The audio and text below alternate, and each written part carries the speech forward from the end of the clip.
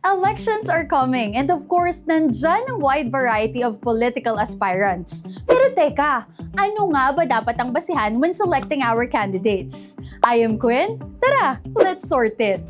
Karaniwan sa basihan ng mga botanteng Pilipino sa pagpili ng mga politiko ay charisma, popularity, pamilya at even face card. Pero pagdating sa pagboto, hindi naman talaga enough ang pera, apelido o kaya na may pambobola sa paggawa ng batas para sa mga Pilipino. Dahil kailanman hindi matutumbasan ng dami ng freebies o merch ang competence at good governance. Base sa Okta Research, PPP ang dapat gawing guide pagdating sa pagboto. P. Programa. Siguraduhin na ang mga ambag nila ay relevant at pasok sa needs nating lahat. Another P. Plataforma. Ano nga ba ang campaigns na bitbit nila? Make sure that it really answers the problems in our country. And of course, P. Pangarap. Ano ba ang goals nila for our country?